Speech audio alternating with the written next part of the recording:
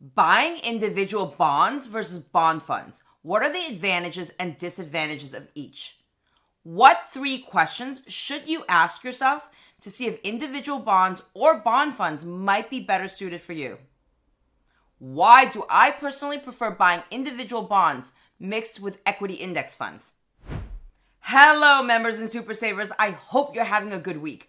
These are the questions I'll be covering in today's video because, well, you guys keep asking me the same ones.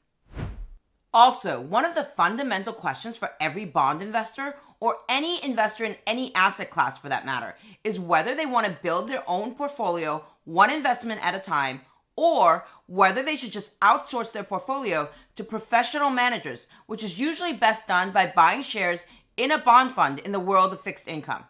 As usual, here's our front of video disclaimer. For a detailed disclaimer, please refer to the end of this video. So, this conversation on the advantages and disadvantages of buying individual bonds versus bond funds is one that I've had with myself often when we first started moving our money into fixed income. I also talk to my husband Marcus about it because, well, it'd be weird to just talk to myself all the time. On a serious note, let's look at this from the angle of individual bonds first, because from what I understand, individual bonds or T-bills are what a fair share of the members and super savers in our community own currently. So, when it comes to the advantages of buying individual bonds, I always think about this in terms of the 3 C's: clarity, control, and cost. The first C, clarity. You know what bonds you own in your portfolio and why you own each one. Occasional regrets notwithstanding, because it's a portfolio you built yourself, one investment at a time based on your own strategy. And this first advantage of buying individual bonds, it's at the same time the first disadvantage of buying bond funds. You will never have the same degree of clarity and transparency when you outsource decision-making to a fund manager. There might be the occasional, oh gosh, I didn't know I owned that in my bond fund moment. Or, as some of you experienced last year and in recent months, why is my bond fund down when interest rates and T-bill rates keep trending upwards? And to answer this question that many of you have posed to us for quite some time, generally speaking, all else being equal, your bond fund was most likely invested in individual lower interest rate bonds with longer maturities, the prices of which tend to fluctuate more with changes in interest rates, which, by the way, you would have had clarity on had you owned these bonds individually. Also, the chances are that a portfolio you build for yourself will be less complex and multi-layered than a widely distributed bond fund that can easily run into the billions of dollars and may invest in a wide range of bonds with different issuers, maturities, credit ratings, etc., or even use derivatives as an overlay. To be fair, the typical complexity of a large fund may or may not have advantages for its performance at the end of the day, but in any case, you will pay for any potential performance uptick with having less clarity and transparency. The second C, control. You make all the decisions yourself, even if you may base them on market insights or advice from experts or market intelligence, like our YouTube channel, for example. At the most basic level, you decide what you buy and when you buy it and at what price. No surprises or dependencies here. And for some investors, like for us, that can be an end in itself. However, control is more than just knowing that you're not dependent on someone else's judgments and decisions. Control also allows you to customize your portfolio to your personal needs. For example, if you know that you'll have a large payment due at a certain point in time, like a tax bill or the purchase of a new car or home, you can time your own bond purchases so that the right amount of bonds will mature, will pay back the principal just before your large expense is due. This will allow you to basically exclude market risk for this payment because all the bonds that don't default will typically give you back the full face value at maturity under normal circumstances. And the second advantage of buying individual bonds is again a disadvantage of buying bond funds.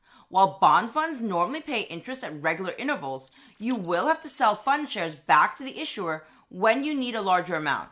And you will have to accept the market price or NAV, net asset value, that's prevalent at the time you sell, introducing a degree of uncertainty into your financial plan. The control argument also applies to how you structure your interest income stream. From a bond portfolio or bond ladder that you've built yourself, you will know most of the time pretty precisely in advance how much interest you'll be paid and when, leaving aside some types of instruments such as floating rate notes and inflation-protected bonds for the time being. The same can't necessarily be said for bond funds, however. While you pretty much know when they will pay their dividend, the amount they will distribute will depend on a lot of factors that you'll have no influence over, such as the portfolio composition, trading activity, and at the most basic level, the distribution strategy of the fund. So again, you'll have more control and certainty for interest payments as well if you build and manage your own portfolio. And finally, the third C, cost.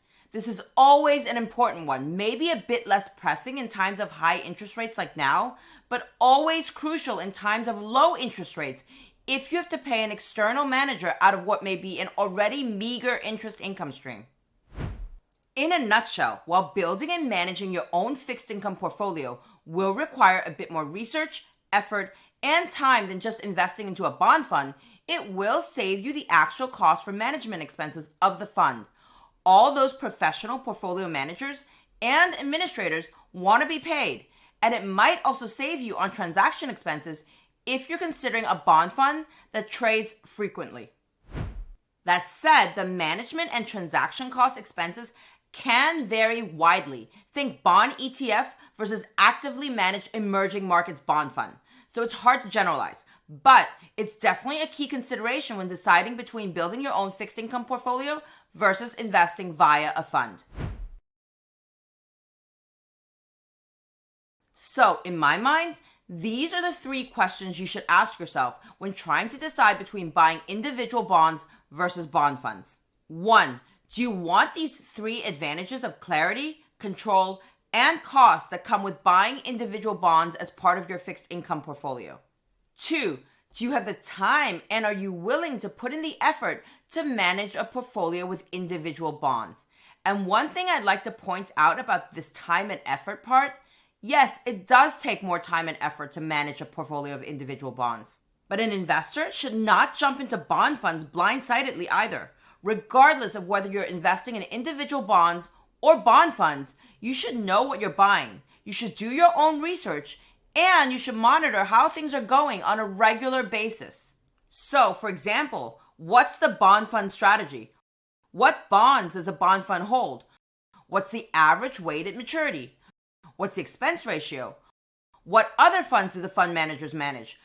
How have those other funds performed? Etc., etc. I can keep going. In my opinion, an investor shouldn't simply invest in a bond fund because they read an article or saw a video about them somewhere.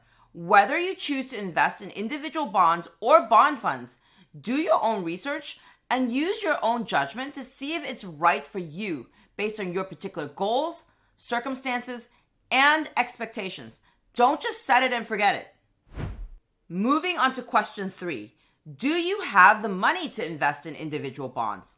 There's no way around this one. Most bonds have minimum investment requirements of at least $1,000. Some have minimum investment requirements in the 5-figure range. Even if you buy T-bills, notes, and bonds from Treasury Direct, the minimum order requirement is $100.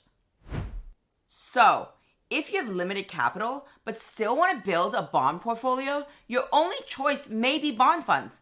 With Fidelity, for example, there are quite a few bond funds that have no minimum investment requirement at all, which usually still means $1, by the way, in most cases. Right. If you answered yes to all 3 of these questions, then perhaps buying individual bonds may be more your cup of tea than bond funds. And if this is you, then be sure to check out our latest member videos here on fixed income and how individual bonds might fit into your portfolio. And stay tuned as we move into other types of bonds in the near future. Now, there is one more point that I'd like to raise here, and that's liquidity.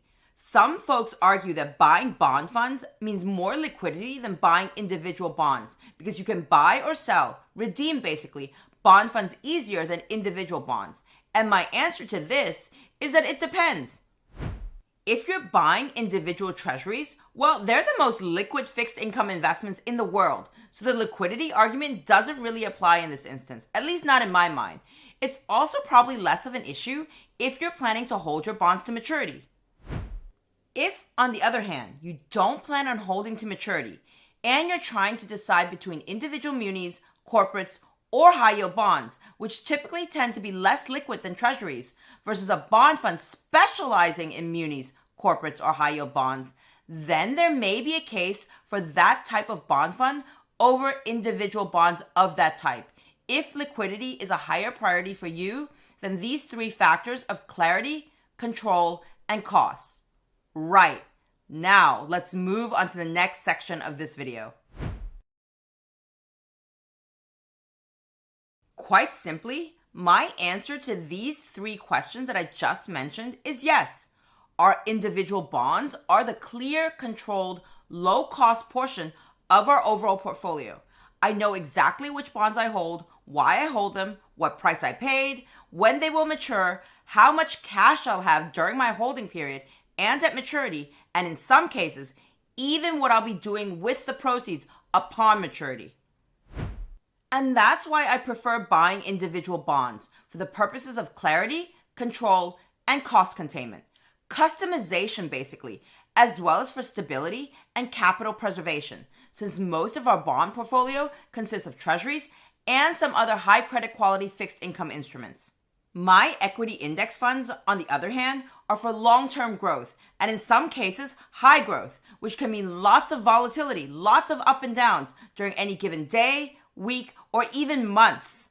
And in this case, I need diversification to manage the volatility that comes with the growth that I'm seeking. I don't want to have all my eggs in one, or even two, or three baskets for that matter, when it comes to the money that I put into publicly traded companies. In my mind, there are just too many things that can go wrong for the average retail investor who single stock picks. Too many things that are out of my control. Plus, I simply don't have the time to go through the financials of every individual company that I'm interested in investing in. And that's why the other part of our portfolio includes a mix of equity index funds for diversification and long-term growth. But as I always say, everyone's financial journey is different. What about you? Is your preference for individual bonds or bond funds? And if the latter, do you want to learn more about bond funds? Which ones? Or do you just hold equities, and why? Drop a comment below and let me and the other members and super savers know. And if you're more of a money market fund kind of guy or gal, then check out our latest videos here on the money market funds offered by Fidelity, Vanguard, and Schwab. I'd also love to invite you to continue to support our channel through membership so that we can keep producing one-of-a-kind, unbiased, sponsorship-free videos for our super saving community. Get your questions answered in our next live member Q&A on August 25th at 5:30 p.m. Eastern Time, and check out our latest member videos. To learn more about Diamond NestEgg membership, visit our channel page or the join link in the video description below for more details. All right, members and super savers, as always, I hope you enjoyed this video and learned something new. And if you did, don't forget to share with those you care about and hit that thumbs up. And see you again very soon with more brand new wealth building content for your financial journey.